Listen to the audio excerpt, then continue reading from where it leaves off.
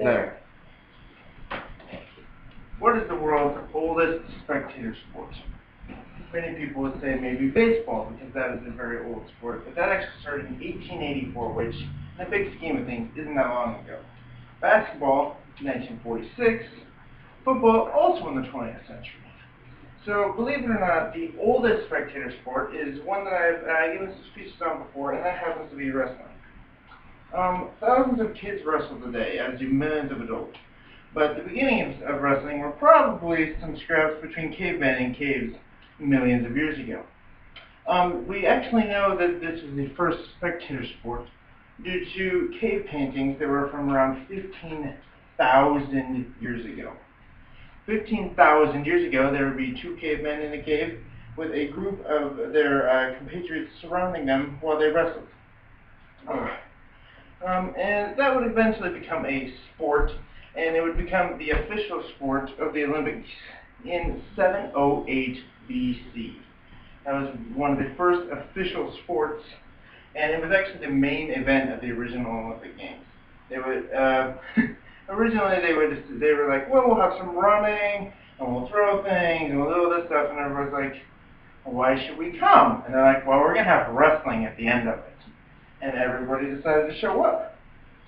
And this was the style of wrestling known as Greco-Roman, which is all upper body. You cannot use your legs to attack, and you cannot attack your opponent's legs. Later on, there would be more styles of wrestling, but this is the original. And again, that was the marquee event, but after the Greek Empire would dissolve, the Olympic Games wouldn't exist anymore until 1896. And in 1896, it was an awful lot like the original thing with the Olympic Games was, why should we come? And like, well, we're going to have guys run in circles, and we're going to have guys do sprints and jump. And everyone's like, right, but we're going to spend money to come to this. So the people who decided to come eventually were persuaded by one word, wrestling. And this time around, there was actually two types of wrestling. Greco-Roman, which I've already discussed, and freestyle, which is a crazy style of wrestling that actually the moves that you do in freestyle wrestling you can't do in folk style wrestling, which is the kind that is done in college and high school around the United States these days.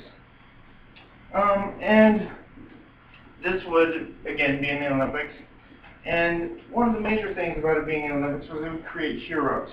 One of the major ones, which is perfect for around here since we're in Nebraska, was Rulon Gardner, and he would end up beating a Soviet wrestler by the name of Alexander Karelin, who had been undefeated for 13 years straight.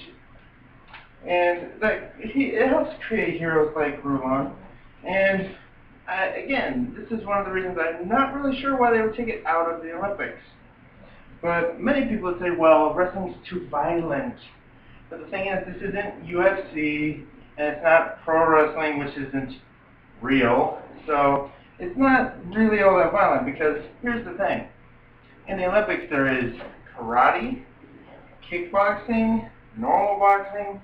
These sports give you like Parkinson's and stuff. Like there's a lot more head trauma, and wrestling has rules where you can't drop people on their head, and you can't do a lot of things specifically so people don't get hurt.